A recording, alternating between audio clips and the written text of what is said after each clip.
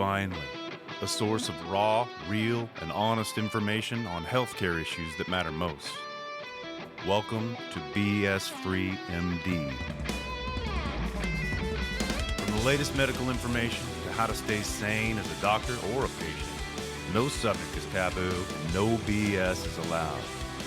Now, let's welcome your hosts, Doctors May and Tim Hindmarsh. All right, yes, we're back, and we are going to talk about World Mental Health Day. Man, I'm so psyched. Whoa. No. Today, we were celebrating World Mental Health Day. Okay, never mind. We're talking about mental health, which is way more depressing than mental health. For some of you. Mental health will drive you mad, according to Quiet Riot. Before we jump into your depressing topic and bring some light to the subject, note from our sponsor this week, which is Locum Story. It's time for, I guess, story time. I'm reading One Job, Two Job. Hang on. One job, two jobs. Red blob, no job. Elective doc, emergency doc. Some in overstock, some in out of stock. This dog is too abused. This doc is underused. This doc can't get sick. Say, let's try a brand new trick. For all the docs about to cry, here's an idea you can try. Look into a locum tenens assignment. A real great option. You might find it. Don't forget locums pays much better, and you can find assignments in any type of weather. With all of this new info trapped up in your thinker, go to financialresidency.com/locumstory and use your mouse to tinker. It's here you'll find the unbiased answers you are after. So if you decide about locum tenens, if it's your next chapter, head there, check them out. Maybe it's your next career option. I think it's going to be a career option for a tremendous number of physicians after all the COVID-y stuff that's gone on. We've lost a tremendous amount of doctors, especially in primary care, that got kind of, maybe I'll work another 2 years. No, I'm not. I'm done. Bye. Or maybe you could just write Dr. Seuss rhymes for career living. That was pretty good. Unfortunately, we read that one before. Yes, that was good. Unfortunately, when I do Dr. Seuss rhymes, they get sort of unacceptable naughty. For prime time. They get naughty. Quickly. Oh, yes. Alrighty, everybody. So back to what we're talking about, which is World Mental Health Day 2021. Really wasn't really on my radar till it popped up all over social media. By the time you're listening to our podcast, it'll be over. But I still think it's a great topic to bring to attention. And I also said that I wanted to dedicate this episode to my bestie, KD, who has asked us to talk more on this topic. It was a suggestion that she wrote in. KD, otherwise known as Craft Dinner by all my Canadian family and friends. Oh man, I'm really hungry. I'm gonna make some KD because, like, this one's for you. Yeah, only the though. Canadians will get the KD joke. It tastes different. Like, you buy Kraft macaroni and cheese in the United States, and I swear, if you buy Kraft Dinner, it tastes different. And which one do you prefer? I don't know. The KD is a little bit sweet, kind of. It's got more of a sweetish sort of vibe. You're right. It does. It has a bit more sugar in it, but it's the cheese is drier or something. Like, there's nothing worse than when you're desperately. Do you ever do those challenge where you just dump the powder in your mouth? No, I was windsurfing windsurfing in the Gorge in 1989, and we were out at Doug's Beach out on the Washington side. There's nothing there. Right? There's no, like, you got to drive all the way back into town, which would be, at least half an hour or 40 minutes round trip. Plus you got all your equipment out there and it gets blown away. So there's nothing. And I was like, what am I going to do? Like, I'm super hungry and I want to sail for another 4 or 5 hours. So I took a ramen noodles package and I had about 1.5 liters of water. And I just chewed through the ramen noodles because I figured there's a tremendous number of calories in the egg noodles, and then just washed it down with water, But, of course, you can't eat the salty packet at the same time. And I walk past this guy, and he looks at me, right? We got our wetsuits on and whatnot. And he goes, dude, that's super hardcore. I'm not laughing harder because I know this story, but I want you to do that with those freeze-dry food packets and just dump that in and then drink the water. Can you imagine? Can you imagine, like, the eggs? Like the freeze-dry. All right, we're getting off topic. I got to reel us both in.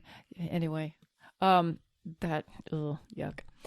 All right, so I shared on my mine and our social media page a post, a photo that I had taken professionally, and kind of did the montage of it, starting off with black and white, then sort of color fade, and you keep flipping across and it kind of comes into color, which for me kind of just was a really good visual summary of how it can feel when people are struggling with mental health illnesses, and how the world can seem.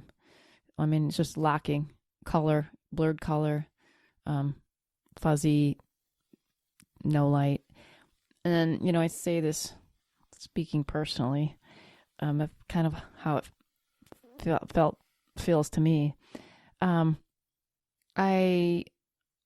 wrote a little bit and shared some stats, and a lot of this came from the World Health Organization, so I'm not going to share all of them because some of this data is not going to be... You mean liars? No, it's based on global stats. And so it doesn't really ring true. I'll explain in a minute, but I'll throw a few things out there, and then I want to focus more on the positive. I think we should do that. But, it's important as we're discussing that, they have this, what did I say? They have it, they label it as World Mental Health Day. They didn't say they're bringing awareness, and we hate the term awareness because usually it comes without actionable items. I'm starting a worldwide awareness campaign for awareness. Just like, J.P. Spears, where he's like, I'm intolerant of people that are intolerant of people that are intolerant of gluten. You're offended by awareness? That would be a good one. So anyway, here we go. I'll just read a couple of that. Obviously the COVID-19 pandemic has had a considerable impact on people's mental health. Really, I think the last couple of years have made this more notable, although it's always been a huge issue and really has been underaddressed. The big, couple factors is the lost productivity resulting from depression and anxiety, two of the most common mental disorders, cost the global economy. This is not the U.S. This is the global economy over $1 trillion each year. Close to 1 billion people, that would be worldwide, obviously, have a mental disorder, and obviously anyone, anywhere can be affected. They estimate globally, and I think this probably translates over into U.S. stats, but I'm not sure, is about 5% of adults suffer from depression, that at least experience it in their lifetime. And then there's some more data on how many deaths by suicide, etc., but this is globally, so it's a little bit different in the U.S. But, I wrote that the pandemic obviously has affected the mental health of our frontline workers so much as well, because of what we're dealing with. And I really wanted to help focus on ways to bring back everybody's sort of mental health on a positive note and what we can do about it.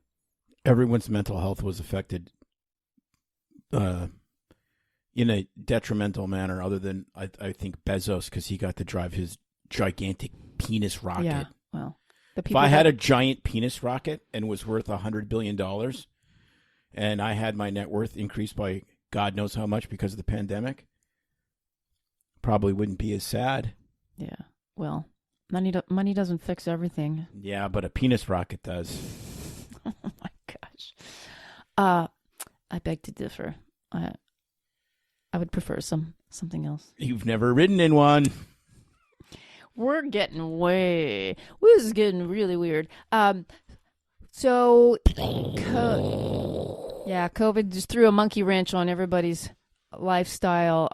Gosh, kids, the lockdowns, the lack of activity, socialization, people's fears, etc. I mean, we don't have to go through all this with everybody. What we really want to focus on, I think, is more of the actionable things that we can suggest that people can do to be aware how to help people, how to help yourself, because we always suggest that yes, you talk this over with your healthcare professional, with your doctor, but sometimes the doctor is not the be all and the end all. And I think that's the other thing, maybe we could dive into later, right? Because I know Tim thinks that we've medicalized mental health stuff, and that no, I think the solution really is more pills and more liquor. Exactly. And so obviously fast fixes and pills are not the answer, is what he's trying to say. Is that what you're trying to say? Well, yeah, I mean, we'll get more into that. I think where we need to start is sort of, well, we talked about this a lot, so for our listeners out there, I think that mental health really takes priority over physical health at times. We talk about spiritual health, but you can, how can you focus on your physical well-being and working out if your mental health isn't right? But I would also, I'm going to throw in there later that I think sometimes getting moving and getting off your butt is huge in fixing your struggles with your mental health, and it just makes you feel better and lifts you up. So it works two ways. But you want to talk about anything that you've gone through sort of personally that want to share that?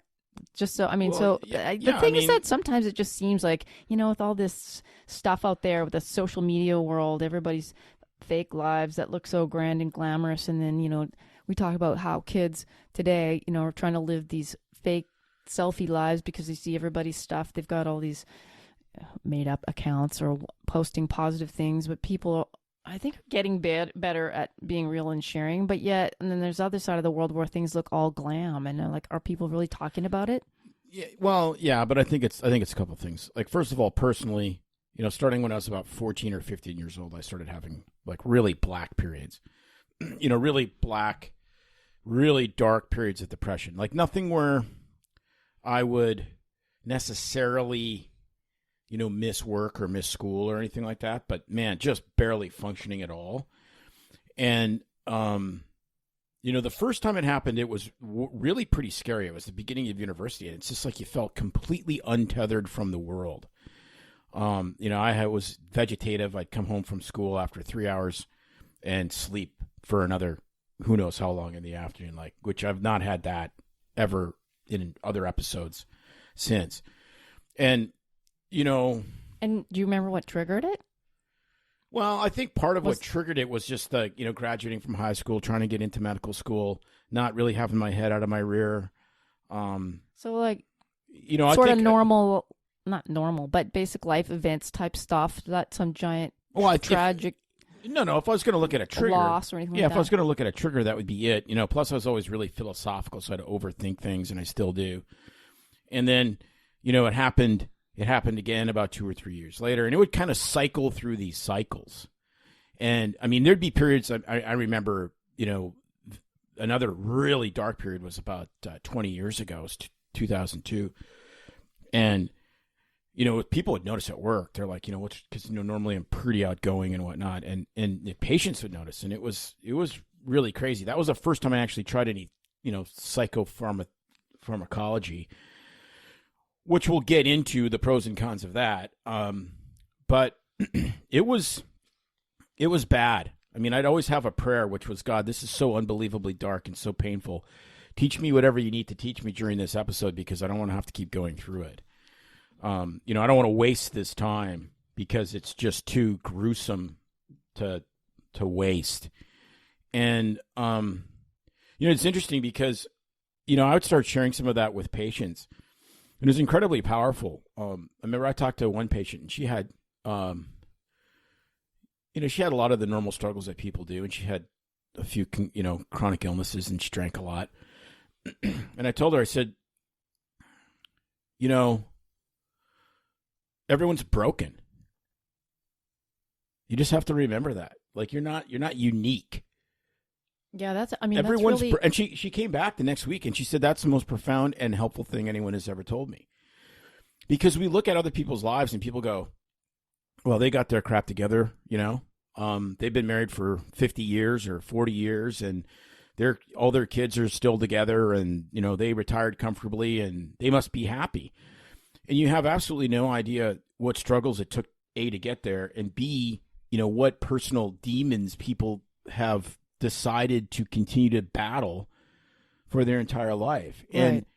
And I think that there's I think where the awareness campaigns are super powerful is letting people know that everyone's broken. I think look, when you look at the definition in the DSM-4 of what depression is, you know, it's lack of ability to have, you know, experience pleasure, a depressed mood, anxiety, trouble sleeping, et cetera, et cetera. But it only has to be for 2 weeks. And I've always kind of called BS on that. It's like you can't have like a super black period for no reason or for a good reason for 2 weeks or 2 months. Right. Or 6 months. Like, you know, we'll get into this later, but it kind of pushes you into like, now this is just like, it's medical. Sometimes it's just freaking life, man. Yeah. And well, there's definitely, you're right. I mean, there's that definition. And then there's the other extreme, right? Where people have nothing really going on out of the ordinary and really, it's like everything's great, but why do I feel this way?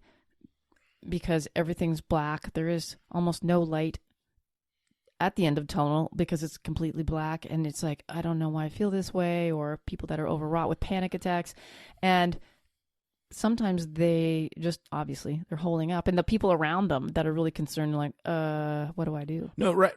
And I remember describing this to somebody before, and I said, you know, the issue with this isn't that, like, when you're in one of these, like, you know, whatever you want to call it, you know, like when I would get into these black, really dark, depressive moods, and it would be months and months, sometimes over a year. And, you know, I would never say to people, you know, it's not like you can't see the light at the end of the tunnel. It's that you can't imagine that light ever exists or ever existed or ever will exist again, ever. Yeah, that's what I use too. I mean, that's really what it is. It's not like well, you know, I'm going through a valley. Oh, it's going to be good. And, like, the amount of faith you have to get through this, even medically at times, is really profound. And actually, having had episodes earlier in my life was super helpful, because we'll get to the, you know, what are things you can do that aren't like medical that are helpful. And one of them was, it always gets better. You know, when you've had recurrent episodes, it always gets better. Now, when you're there, even if it's for the 50th time, you're convinced that this time I'm going to get stuck and it'll never get better. You know, this is going to be the PTSD flashback that never goes away. And you know, the thing is, and it's hard. Like, yeah. When it's gone on for like over a year, you're like, it's never getting better. Right. Well, yeah, that over a year. I mean, that we're talking about needing some serious treatment, help, therapies. I mean, that's deep stuff, obviously, with the hope and help of medical professionals, counseling, psychiatry, etc. Right. I mean, personally, you know, I mean, and I don't want to get into too much of my stuff, or we'll be here all day, but, you know, I suffered from huge depression as a teenager, didn't recognize really what it was. It manifested in all kinds of things, from anorexia, a sort of, I would call a weak suicide attempt in my 11th grade, and real dark, obviously, period that just kind of kept rolling along, sub-depressive levels, you know, into college years. And that's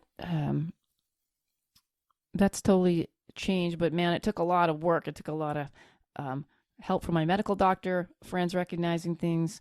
I did like outpatient therapy, medicine, which really helped me, and then ultimately faith for me, and becoming a Christian and being saved, which I really think ultimately helped cure me. But after that, gosh, we can laugh at it now because some of the story is funny, but I had postpartum depression where everything reared its ugly head. Remember that? Me trying to run away from home in the middle of the night, which was a failed runaway because not only was there no gas in the car, but no gas stations open in town at 3 a.m. I forgot my wallet and had to come home, and nobody noticed I had run away, and for an hour, and then I became psychotic at that point, and that was horrible. And we're both doctors, and it was like, what the hell? Why didn't we even figure out what was going on? I was like, okay, you're back. Since you're up, can you make me a sandwich?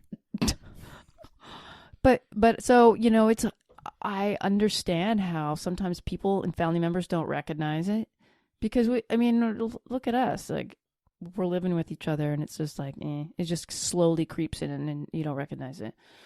And then there's other times in life where things just, you have these dark moments and there's a lot going on. And this year's been really tough for us with lots of life-changing things where you don't really realize the toll it's taking on you. And we're not clinically depressed, but it definitely is a thing where you have to really focus on your mental health and what you can do to lift yourself up. So let's hit a few balls out there and talk about, kind of depending on the stage you're at, what we can do to really, or I don't know, some points on, what you can do to make a difference and how people can reach out for help. Okay, so what's your top 3 or 4 things? Well, I would say the first thing is, it just depends what phase you're in, but yes, absolutely. I would say if you're really that down, dark, where there's no light at the end of the tunnel, the worst thing you can do for sure is to isolate yourself, even though that feels like the best thing to do. I'm an introvert and I prefer to stay by myself most of the time, but when I get really down and glum, it is like the worst thing. And I've literally had to force myself out of the house, go to the grocery store just to interact with people around me, to say, okay, just get myself out of here and be around some other humans. And that's really helped. Also, purposefully reaching out to friends, talking to them, making myself go out and do things has been huge. And, even when I'm just having not truly being clinically depressed, but a bad day, it just totally brightens things up and puts things into perspective. So I would say you literally putting the clothes on, getting yourself outside, getting around other people, calling friends. Don't be alone is number one. Well, Winston Churchill, who had terrible bouts of depression, he called it the black dog. The black dog is back again. And his thing was, if you're going through hell, keep going. Which is, honestly... Right. It's not like they're going to be instantly cured, but it's like just little bits of something like that, just snippets of and it positivity. Keeps you from getting worse. Right. So, and look, there's a difference between people that have psychotic disorders, people with bipolar depression that get psychotic, where they have lost their minds and they are clearly a danger to themselves and others. Right. Obviously, in a situation like that, if you really are contemplating hurting yourself or somebody else, you need to get immediate help. That's in emergency room visit, et cetera, et cetera. Right. But at that point, we're talking about absolutely right. reach out to someone. We're not this not at the point of suicidality. But in what most people go through when they talk, when it's the awareness campaigns and it's the actors on television, and it's it's obviously these are people that are functioning at a really high level, right? And then they still are talking about their struggles, which is exactly what we're talking about. So my thing, is number one, get yourself out there. Even if you're the introverted, like to be alone, get yourself around other people, get yourself out, call a friend. Number 2 would be talk to somebody about it. Obviously, not the person at the grocery store when you're just getting out there, but somebody that you can trust that is going to listen, not try to fix things, because they're not going to be able to necessarily fix it. You might need a professional counselor it's hard to get in with them, but sometimes it might be your pastor, it might be someone in your church group, it might be someone in your mom group, it might be someone at work, it could be, I don't know, someone that you see all the time that you can relate to.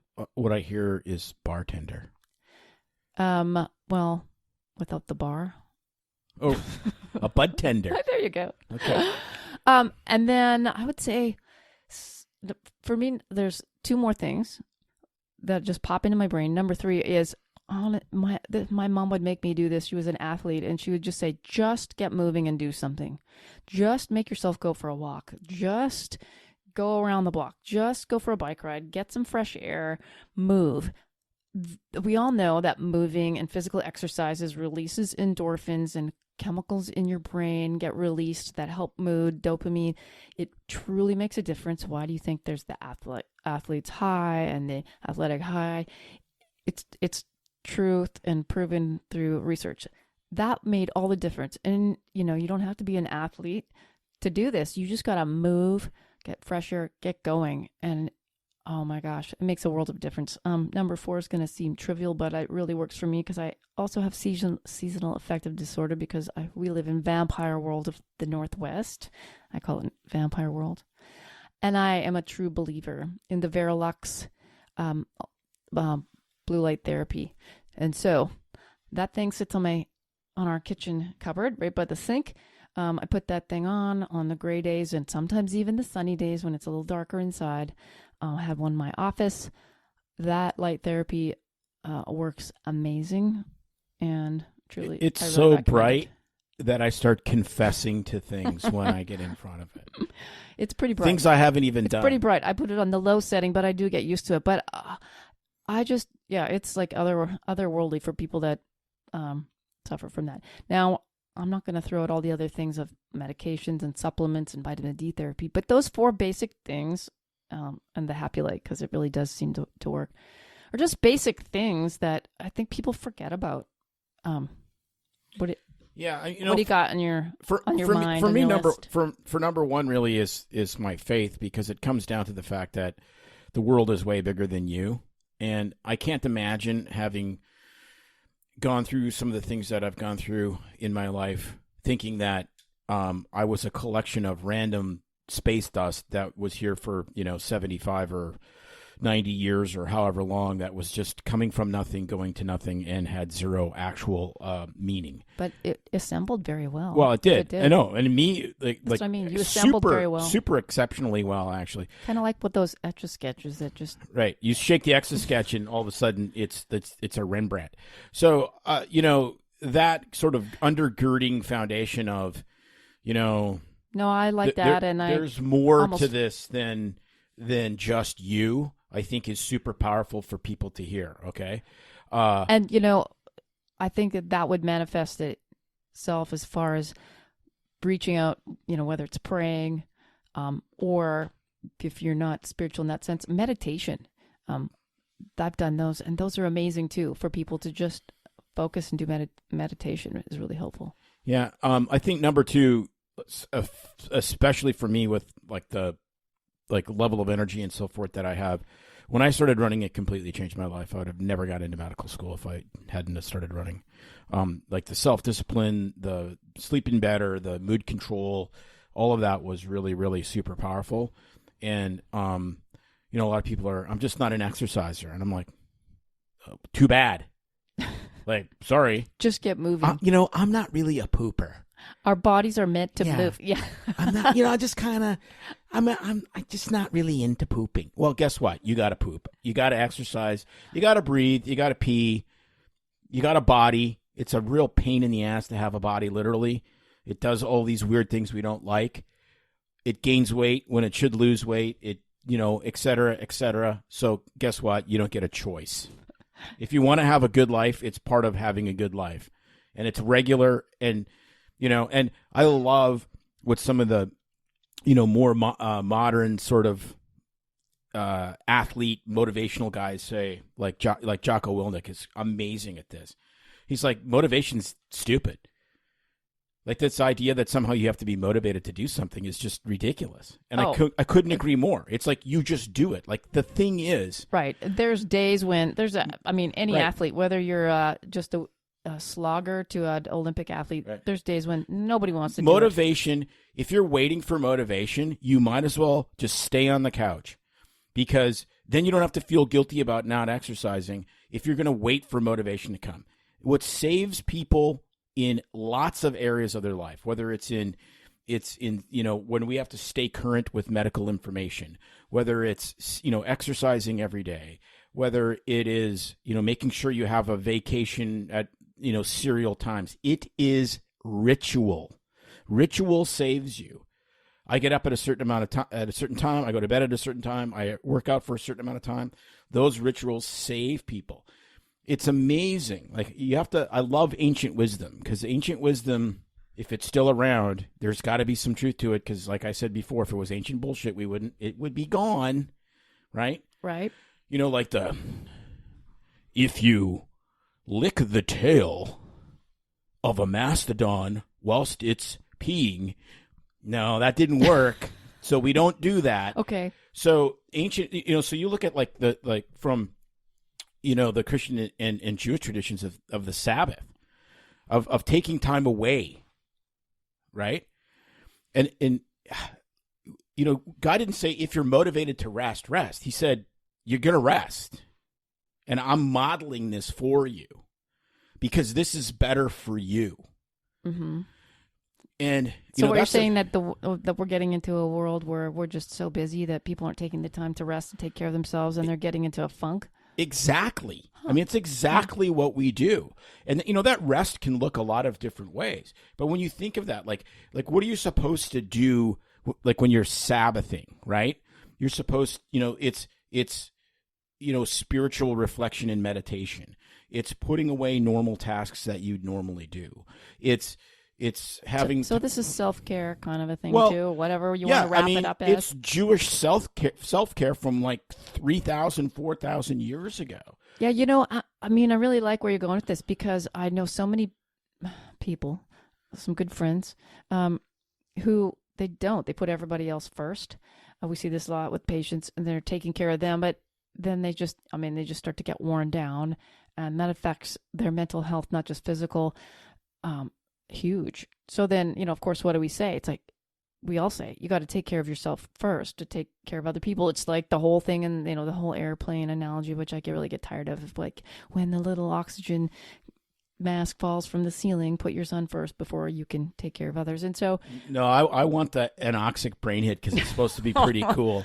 But it's so true. I mean, no one's going to take care of you but you. Right, but there's a balance. Well, okay? that means not having self-care day all week long with cucumbers on my eyes and watching my favorite shows. It's not just that. It's that part of this, like what you said, right? Which is what I call, if you're going through hell, keep going. Which would be my next thing. Like exercise second, just keep going, because that's really critically important. Functioning, but the thing where I really call BS on a lot of the mental health stuff is it becomes rapidly in our society today self-indulgence of your feelings. And like somehow I'm supposed to give a crap if I said something that offended somebody on the other side of the country. Like, who cares? That's your problem. And there's this tendency that we have to be very self-indulgent. If I don't feel like doing something, I shouldn't have to do it. No, you signed a contract. You have to do it whether you feel like it or not. I'm just not having a good day. I need to call in sick. I mean, we've all worked with people like that, and we've all had crappy days, but somehow their crappier days are more important than everybody else's. And so the self-indulgent part of this is what I call BS on. And don't blur the lines to people that are truly mentally ill. It's like when they had that kid on American Idol that got like 4th place a million years ago who was autistic. I'm sorry, you're not. You're singing in a rock band. And it was like a badge of honor to have some sort of, because everyone's a victim. Well, that's the thing I hate about. That's what it's that. A love-hate thing with those shows, because now everybody's got a platform, which is they have to have some kind of a crutch. Well, I wouldn't say crutch, but they have to have a story that sells it. I mean, because it's all about selling the story of the person. But then it drifts into the rest of your society, like popular culture. No, but because that's what I mean is we celebrate it. Right. So it's like, culture you get celebrated for having gone through a dark place or having a story of some horrible hardship. And I think it's good that people, there's a good bad, because they're trying to share that they've come from this place and positive things can happen. Right. No, you're right. It does blur the lines of, well, are we celebrating it or are we acknowledging it? Right. No, but that's a point. Like when I was in a really dark place, I didn't want anyone to celebrate it or tell me I'm a victim. That would make me feel weak. I just wanted it to go away. Right. It's the same thing with, well, I'm a cancer survivor. Okay.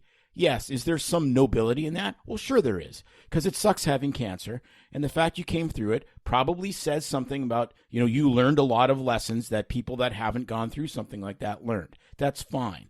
But then it gets spun, at least in my estimation, to like somehow you did something to make the cancer go away. No, you know what, Lance Armstrong? You didn't make your nut cancer go away. Someone cut your nut off and gave you chemotherapy. Like Bristol Myers Squibb saved you. Right. It wasn't. And so it's like part of it is really, yes, it's true. Going through a horrible medical diagnosis and coming through the end is worth something. And it's worth sharing that. And it's worth celebrating that victory. But there's still a part of me that just kind of gnaws at me. And I'm like, really? Like, don't celebrate weakness, because then you get more weakness. Well, it comes back to the whole thing of, I wouldn't say celebrating the weakness plus, not being a victim or defined by your circumstance, right? Right. Like, just like with my migraines, if I define myself as, a migraine warrior, sufferer all the time and just talked about it all the time and people even knew, I mean, then that's what you become focused on is part of it. So I think, to your point, maybe, it's very difficult when you're going through it, but trying to focus and find the joy and the positive and not just defining who you are by that mental health struggle. I would say that, I don't know that I want to share too much because it's probably personal and I don't think they've shared it in a public forum, but someone very close to me and my family who has mental health struggles, you would never know this person is successful, professional, has episodes that relapse, but they don't define themselves by that. They stand up for the cause, but it's like, no, I can be successful and succeed, and this is just a thing in my life. Like if someone has a medical handicap. Well, if you had, look, and it's an excellent segue into medications, right? And I think that we are wildly overprescribed. If you believe the estimates of the number of people that are actually depressed in the United States at about 5%, well, at least close to double that. It's 10 or 12. No, it's about 13% of the entire population has been on antidepressants for at least a month. Yeah, and it's not the number one prescribed medication. Pretty in close, the US. And it's way higher in women, which is fascinating because women don't tend to kill themselves. The SSRIs. Yeah, so the national average for suicide in the United States right now is about 13 per 100,000, and that fluctuates. And it's really interesting. It fluctuates between about 10 and 13 for decades. Because I looked back and I was like, okay, well, what was it in 1970? So 50 years ago. And it was about 10. And then 1975, 1980 was like 13. And then you read stuff, it's like 35% increase in suicide from 2014 to 2019. And it did the same thing. It went from 10 to 13. So that's just kind of the way it is. Well, in women, it's like 4. It's a third, generally speaking. And so there's these segments of people like middle-aged and younger males that are really good at killing themselves. Now, there's cultural reasons for that. There's, impulse reasons for that. There's a whole bunch of it. And that's, that's where, that's close to my heart as far as, if we're going to do anything from like an awareness campaign, because that's a segment of the population that you can really impact and potentially save. Right. Because for the majority of those people, I don't think that they are really, really, really sick. They're just really bad at coping with life because you're a 22-year-old male. Hey, I'm just looking it up as you're talking, because this is from the top 300 drugs of 2019. And down the list is sertraline at number 12. What's number one? Atorvastatin. Oh, guess what? You're fatter than you are sadder. And surprisingly, number 2 is levothyroxine. I don't think that many people are really hypothyroid. I wonder how many people are being treated subclinically. Anyway, we digress. This will be an interesting topic to discuss. But sertraline is number 12, followed by escitalopram at number 19, fluoxetine 20. Yeah, what you need, though, is you need the totals of the entire class. Yeah. Like you need Zoloft, Prozac, Paxil, etc., all put together, and then see if that total in that class trumps cholesterol medication as a class. Well, okay. You know, that would be interesting because, you know, it's a lot of prescriptions, and you know, I wrote a ton of prescriptions, lots more than I would ever want to write now. Again, because I think that there's a role for medications in mental illness. Mm-hmm. I think that there's certain diagnoses where it is the primary thing that's going to change people's lives and keep them functioning at a high level and keep them out of the hospital and out of the grave. But that said, you got to do all the stuff. For a lot of people, medication is part of the solution. It is never the only solution. This is not chemotherapy for Lance Armstrong's nut cancer. It is like early treatment of COVID. It's several medications, early, often, lots of different therapies. For this, it's going for a run and maybe taking Paxil. Right. I totally agree. And, you know, if you are struggling for sure, or someone in your family is, or a friend that you see and you're not sure what to do, you can reach out to your medical professional, your doctor, counselor, someone close to you. Don't ignore it for sure, because a lot of times these things can sadly get missed, and suicide is still a very... But it's not just suicide. It's jacked up marriages. It's you know, drinking too much. It's smoking too much. It's eating too much. Right, it's every other part of the whole diseases of despair, you know? Yeah, absolutely. I mean, you're right. Just suicide is the most extreme end situation, but everything else in between is, I think, just as horrible when it, you know, affects people's lives, families. Well, and life is really, I love what Peter Bregan said about that, you know, like, you know, 80-some-year-old psychiatrist. It's like life is really, really hard. Yeah, that episode was awesome. I mean, I don't know that I agreed with every single thing he said, but it's true. I mean, I think people are a lot of times over-medicated when they need to learn better coping skills. Absolutely. I kind of disagree that, you know, he thinks no one should be, I wouldn't say no one, but that... Yeah, pretty much nobody should be on. But I mean, SSRIs. But there's a real problem. But I think there's a time and a place for that. Right. There's a real problem though when you medicalize stuff, especially behavioral stuff. Like, you know, well, you know, and it's like what Dennis Miller would talk about when he quit drinking, and he goes, you know, it's a disease, and he'd go, and then he'd get drunk and he'd go, I got the disease again, woohoo! And so there's and again, he's calling bullshit on. Look, it's a behavioral problem. So is there a disease element to it? I guess. But the problem with when stuff's a disease, then it needs a treatment, which means you need to come in and see us, and we need to bill you for it, which is awesome from my perspective.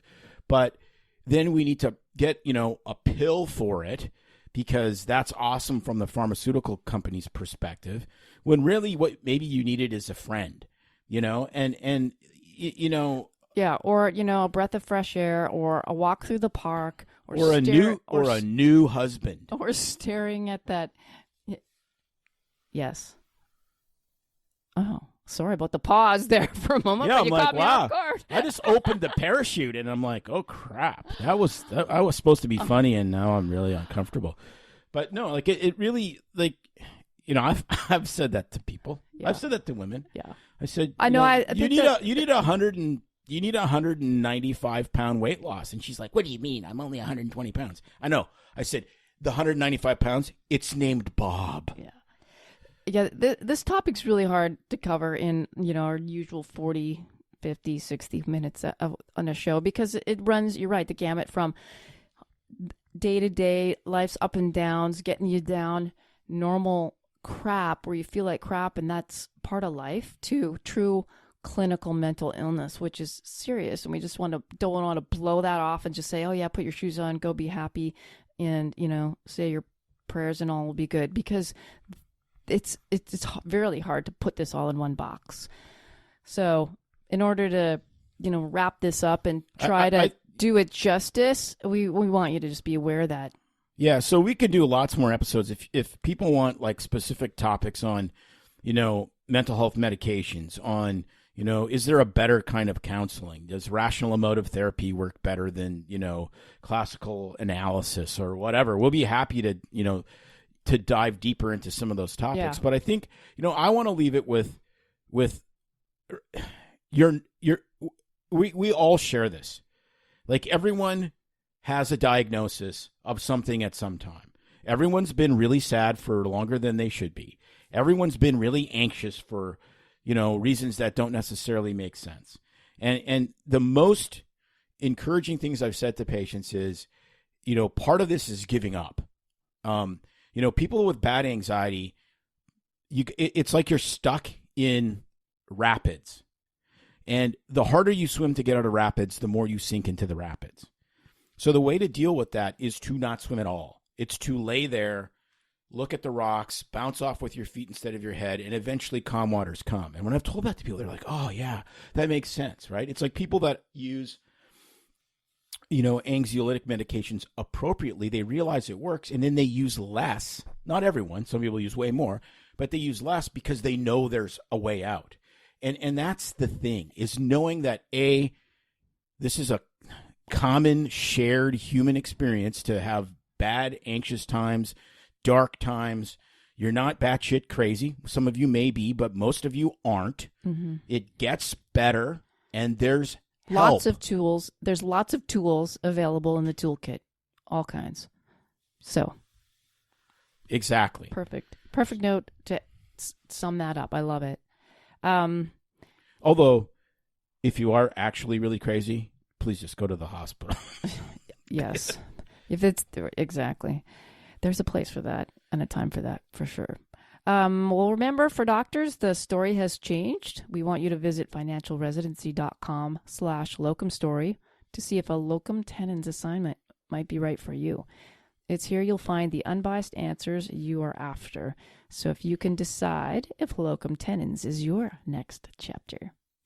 Might be my next chapter. Sure looks enticing. I want to just finally give a little shout out and also say that it is a National Physician Assistance Week. So a little clapping in the background here for our wonderful PAs. We work with some wonderful ones and really appreciate them. So shout out to you guys out there as well, working hard. We hope you have a great week ahead. We will be back with some good stuff next week. We want to remind you to send us a shout out or questions to doc@bsfreemd.com, and we'll see you next time. Absolutely. We'll see you next time. It's no secret that medicine is a bit uptight. That's why Tim and I created BS Free MD, to mix things up a little and have fun in the process. Besides, we are having these exact same discussions all the time, so we thought we might as well invite everyone to the party. If you really like us, you can get plenty more and maybe see one of Tim's cool tattoos on our Instagram or Facebook pages at BS Free MD. See you next time.